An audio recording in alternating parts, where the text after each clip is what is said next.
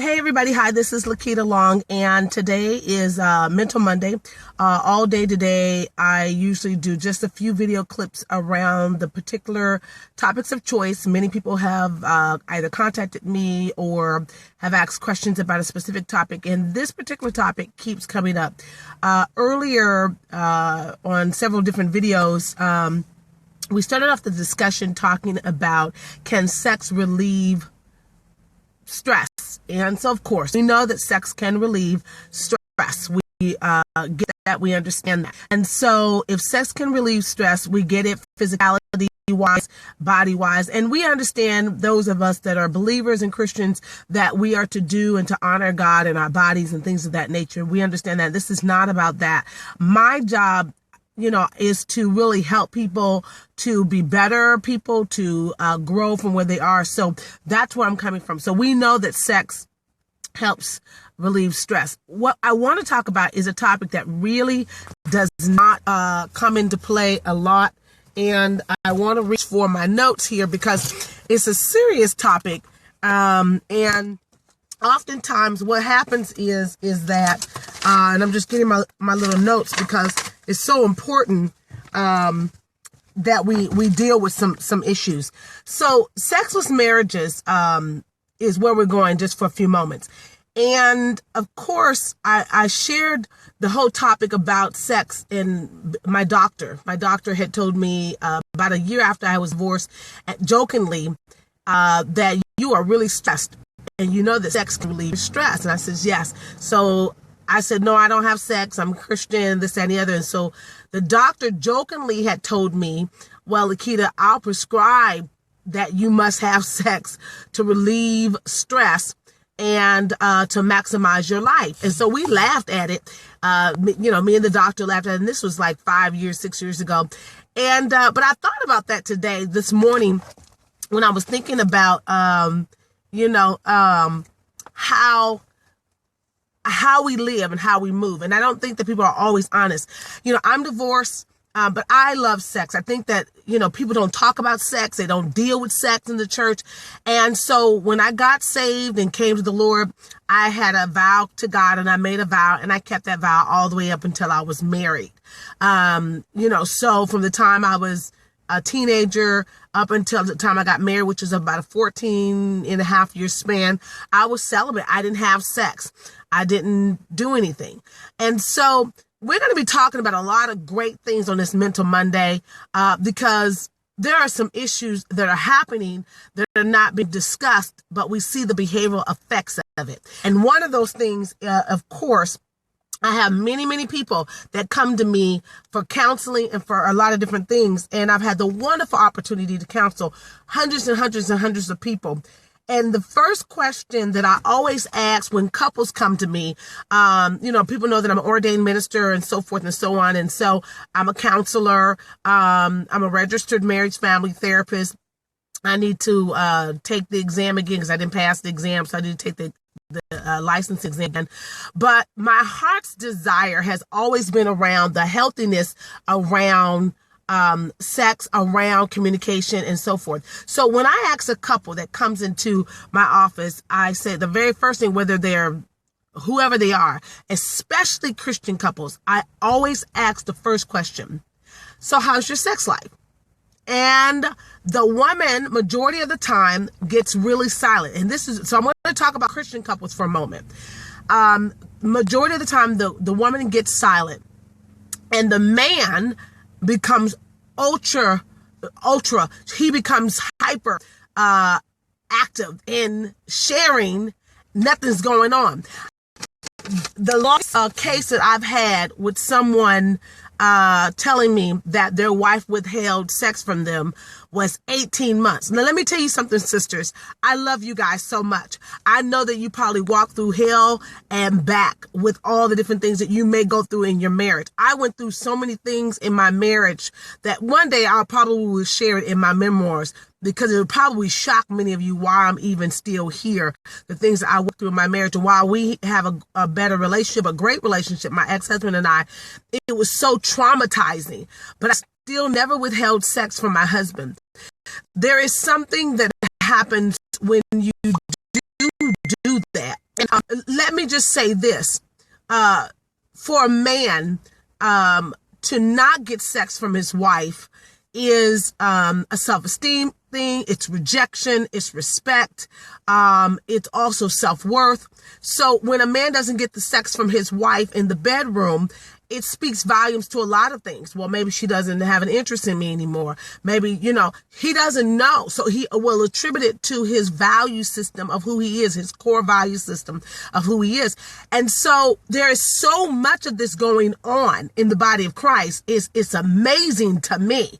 And ironically, I'll say it like this. Because I love the body of Christ, I'm called to it. I'm called to be an advisor to many spiritual leaders, and have been since I've been a teenager, because that's the call of God in my life. So I will go to the grave with a lot of people's secrets, and that's how God built me. And it's an humbling place. So I do a lot of praying. So when I see pastors, leaders, and preachers and people in the church, I can tell by body language there's no sex going on. I can tell by hellos, goodbyes, and it hurts, because when there's not a level of intimacy, and I'm not just talking about sexual intercourse, I'm talking about intimacy. This is why I even limit how I converse with men, because to me, good conversation can also be sexual intimacy as well. And it's not anything of a sexual nature, people of God. It's merely because we are spiritual people, spiritual beings. We have a soul, we have a spirit, and we also got this crazy flesh. And so I want to encourage the people of God to really deal with the realities of your relationship. I mean, stop all the madness, all the stuff, the speaking in tongues, the shouting, and all of that. And let's just get down to the get down, and let's deal with the fact that you're not having sex with your husband and you're not having sex with your wife. And here's the other part, and this is probably going to be another Mental Monday topic. It's not just so much that men are cheating, because women are cheating too. Women just cheat a little differently. Women cheat through scandal, watching of the scandal type shows. Women cheat through watching powerful shows like Power and Empire. We women, we cheat by the looks of our eyes, but we fantasize about by what we see. Some women have turned to porn, soft porn, through the reading of the books like Zane, Chronicles, all those kind of books. That's another form of cheating. And women aren't caught because we're not doing it on video, live streaming, chatting, but we are doing it through the reading of fiction books and things of that nature. So there's a lot of cheating going on. There's a lot of overt and covert stuff happening. What I want us to look at for real is, what's the withholding about? And the root of most of the withholding, when I'm talking to a couple, like, I'll give you an example.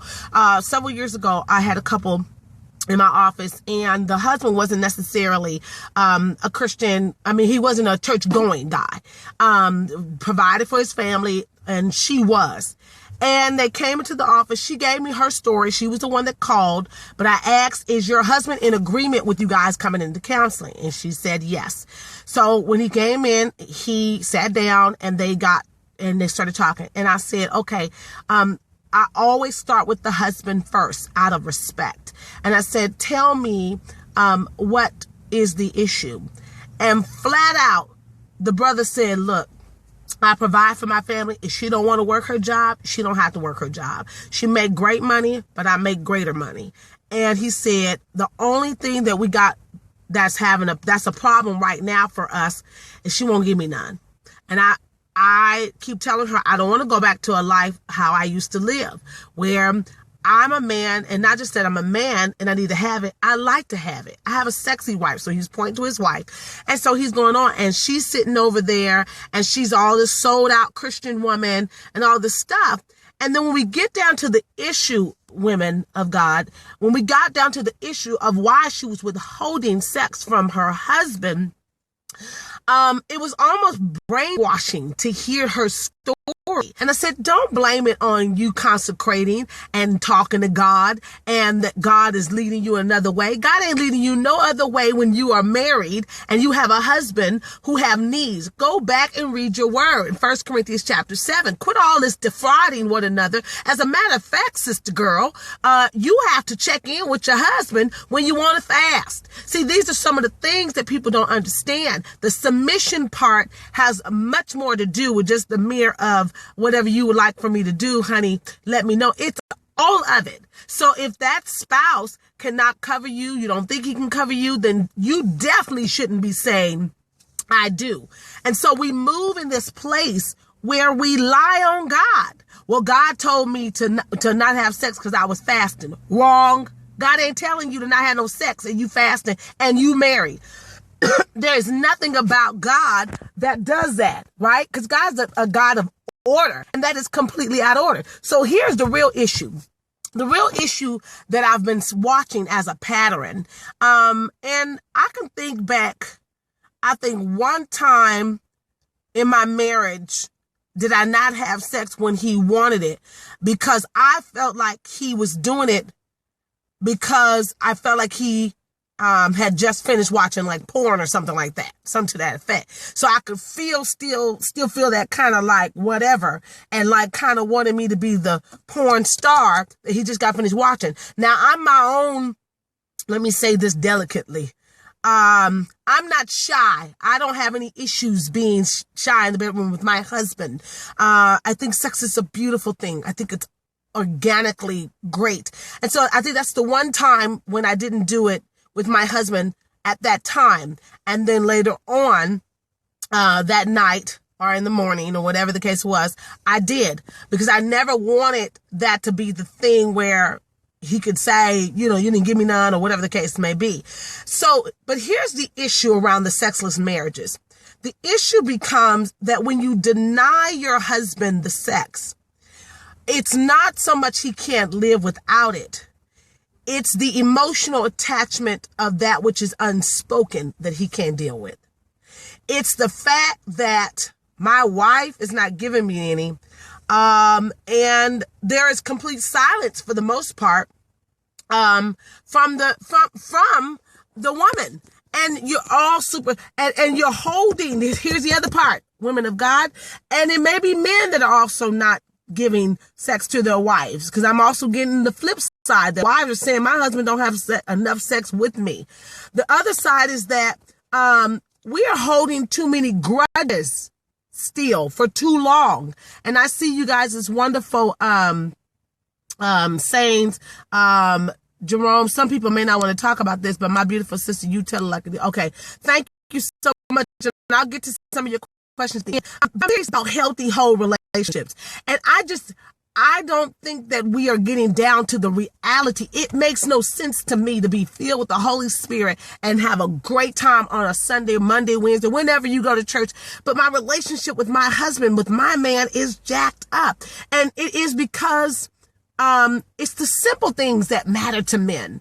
And as I am in great preparation for my husband, I have great men in my life, companionship. I go out to dinner and all of that. And so I'm still able to be this woman and all of that. And so when we have these adult-like conversation with these men, and these are not friends with benefits, there's no rubbing up on me, there's no kissing or anything of that nature. But we talk about what we do when we're in relationships with people, and many of them share that are not married, because I would not be talking to any married men, but many of them share that when they were married, like their wives would go on this stint of not having sex with them, or where they used to do oral sex in the beginning of the marriage, well, now they don't want to do oral sex. What is that about? Well, it's about many things. And one of the things is you don't realize that what you do or do not do is like the pulling down of your own household. So if you started off doing oral sex and things of that nature in your marriage, there's probably a good case that you're going to have to continue. My mother always told me, don't be trying to cook no big old dinners if that's not something you're going to do continuously and grow from it. And so Not that, not having oral sex is going to be a determinant for your marriage, but we got to start talking about our stuff. What do you like? What do you not like? Is this a deal breaker? I had one guy tell me, if a woman don't want to go down on me, he's a Christian guy, all of that. And I didn't feel, I heard him. He said, if a woman don't want to go down on me and she's my wife and she doesn't want to do oral sex on me, for me, that's like a deal breaker. So that's his deal breaker. And I'm not mad at it. I don't call him shallow or whatever the case may be. To each his own.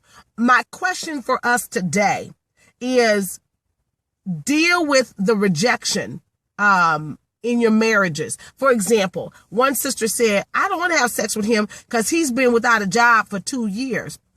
And so I let her go on and on and on and on and on. So she came to me initially by herself. So on this first session by herself, I said, okay, I hear you. I said, but what about the other first 14 years of your marriage? And I said, how was that? And she said, it was great. He was working, I said, did you ever want for anything? And she's going down the list. No. I said, did you have to work? No, as a matter of fact, he told me to come off my job, and I came off the job and just kind of, deal with the kids. I said, okay. I said, so for 14 years, he held it down. For the last 2 years, he's not been able to do that. So what's the real issue? What is really the real issue? And I said, we better stop. And I told this person, I said, I pray that you're not buying into the world system of how we live and how we move. In life, stuff may happen to our spouse. And if we're going to do it the way the Bible says, and biblically speaking, I think in terms of covenant relationship, we cannot be looking at the Kardashians and anybody else. Our husbands may not have their job for a year. Who knows? God forbid something should happen. That's stuff that happened to marriage. So for you to withhold the sex, who knows? Maybe if you gave him some, he'd go out and get a job today.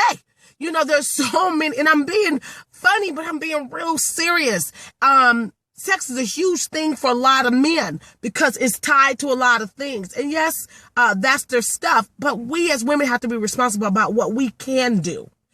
If you know that you haven't put on your high heels in a long time in a short little mini skirt when he comes home from work, there are things that you have to do. And there's nothing that a prayer team, prayer conference call, a revival can do. Some stuff is common sense. Some stuff is, okay, me and my husband have only been doing missionary style.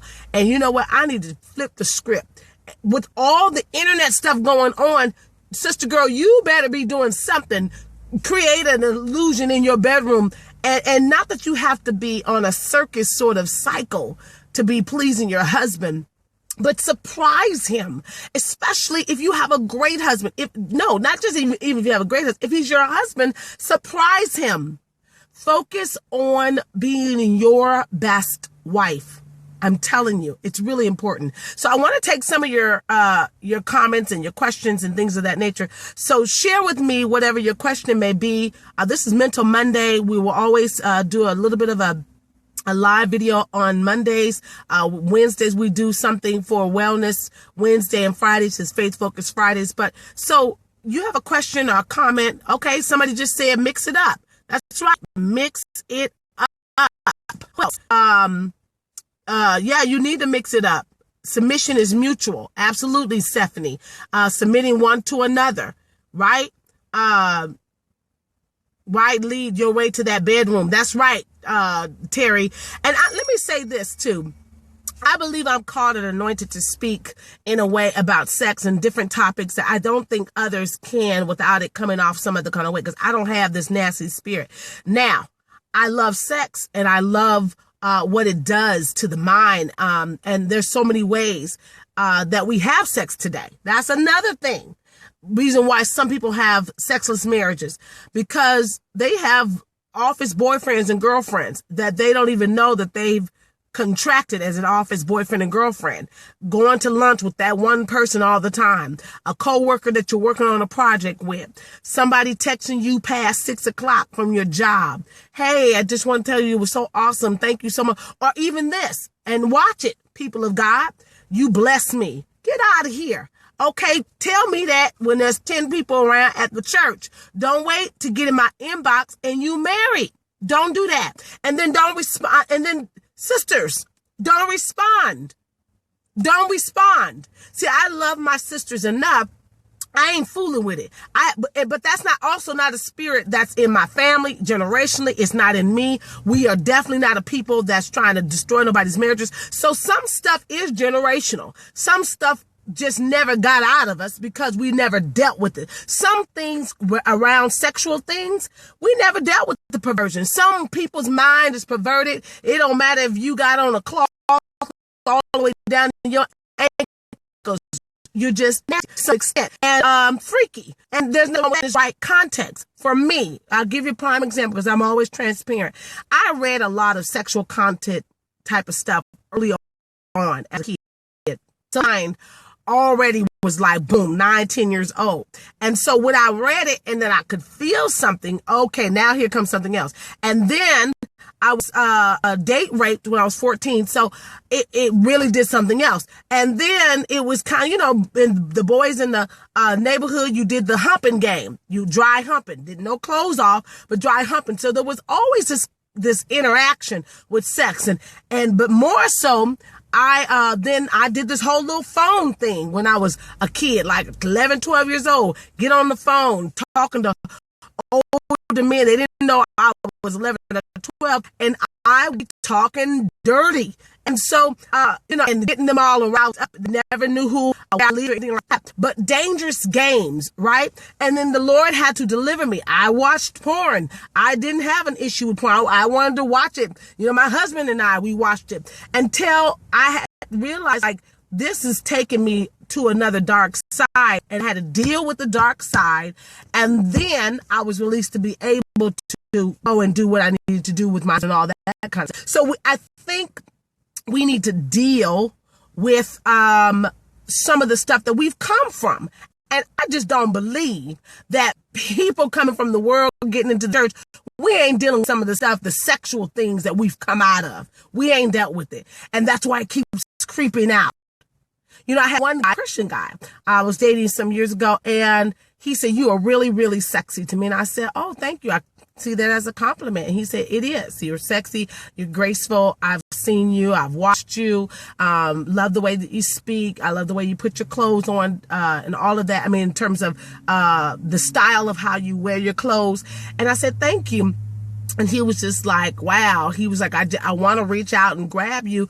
And I was like, oh, okay, well, that's not kind of cool. And he said, "I respect you." I said, "Well, do I look a certain kind of way?" He says, "No, you just have this look." And I said, "Well, what look is that?" And so he proceeded to tell me that if I was your husband, you have this look like, we would be well together chemistry wise in the bed. And I said, "Okay, my husband will know that when it's time." And so I started thinking about that.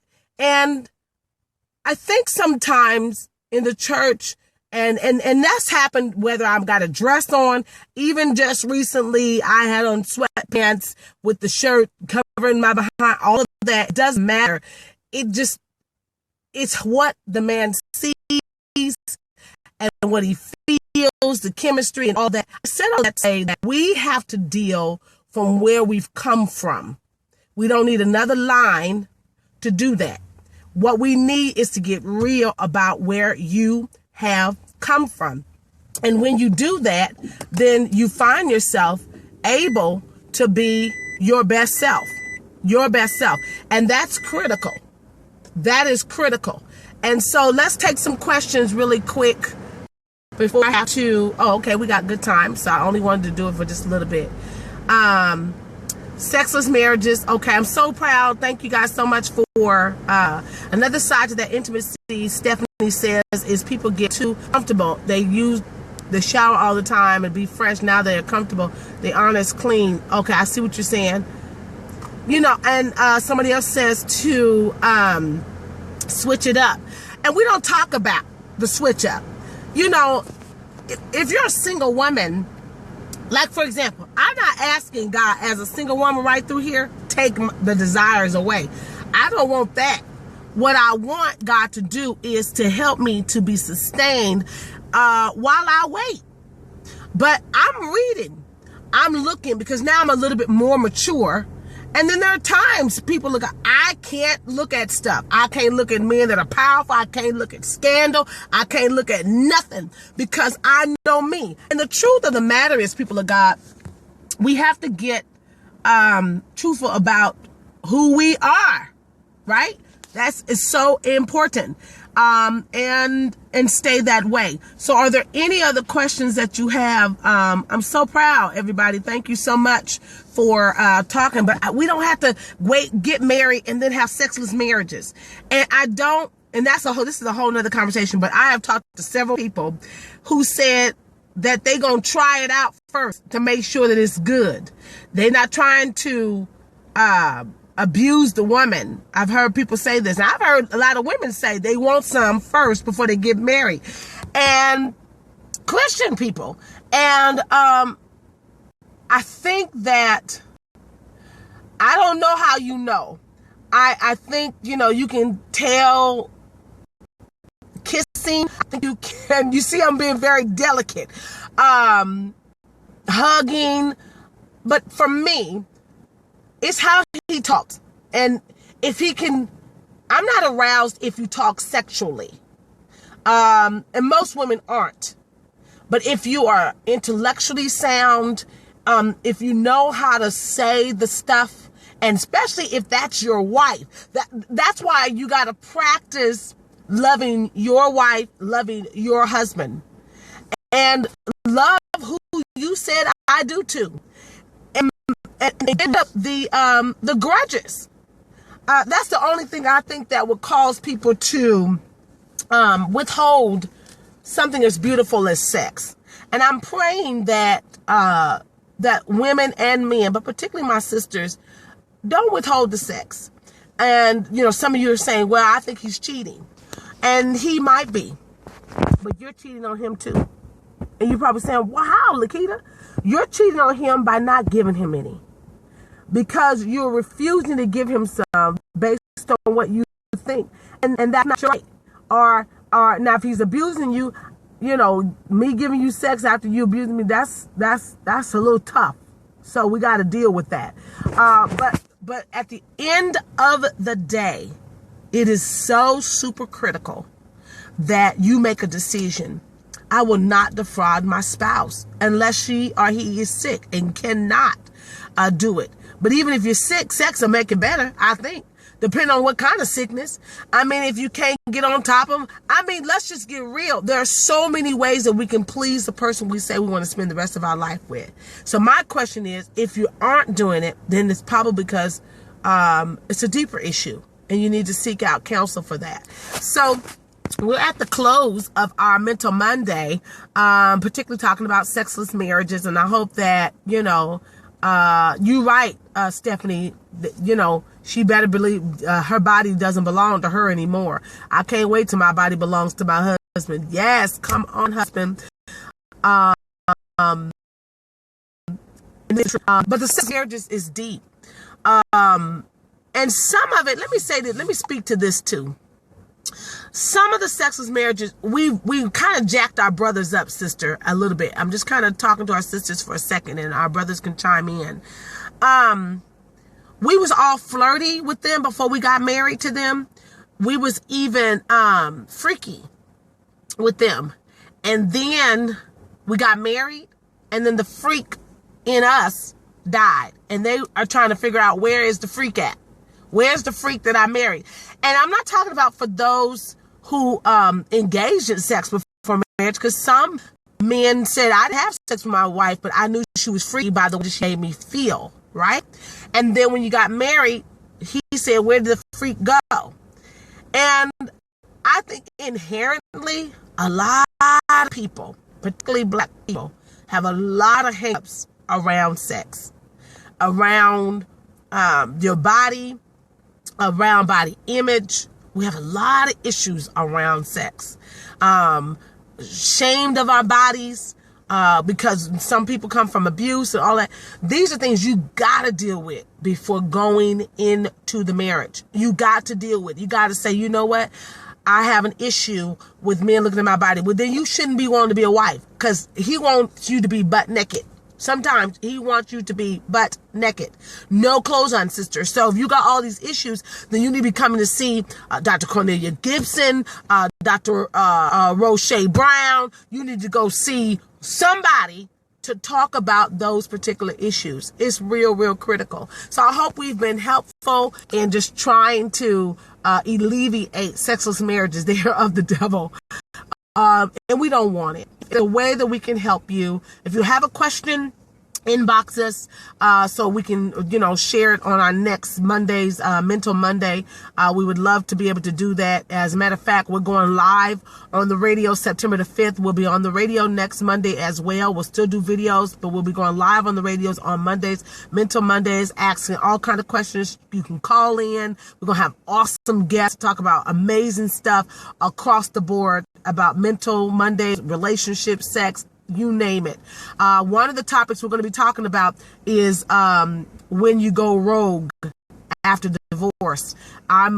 Many people go rogue sexually after divorce. Saved people, they just kind of lose it for a second. We're going to talk about when you go rogue after divorce. Not everybody, but some people do. And so we're going to share a lot of things out there. So any other questions before we jam? Any other comments? Yes. You're right. Yes, Zane. I read her books. Zane has the books of Sex Chronicles. And I just was reading Stephanie, what you were saying. And yes, that she was fantasizing about what she wanted in her marriage. And when I read it, I had no business reading it. But I was married. But then when I wasn't married, I started reading 50 Shades of Grey. Oh my God, I read all 3 series, I think almost without, and 50 Shades of Grey, the book, not the movie. It is really not just soft porn, y'all. I think it was a little bit more than soft porn, because it made me want to do some things I didn't have no business even in my thinking. So I read 50 Shades of Grey, and I will confess and be truthful with you guys that when I started reading 50 Shades of Grey, I was like, oh, let me just kind of see what's going on. My mind was trying to trick me by saying, well, let me just kind of know what the world is doing. But the Holy Spirit was like, no, you want to get off sexually by reading this book. And so I read it, and I was like, oh, you need a husband to reading this book. 50 Shades of Grey was no joke. And so we just have to be real and honest with ourselves, and God will do the rest. I'm a living witness. God will do the rest. I want to be clean. I want to look clean. I want to be clean. I want my fragrance as a woman to be presented as clean.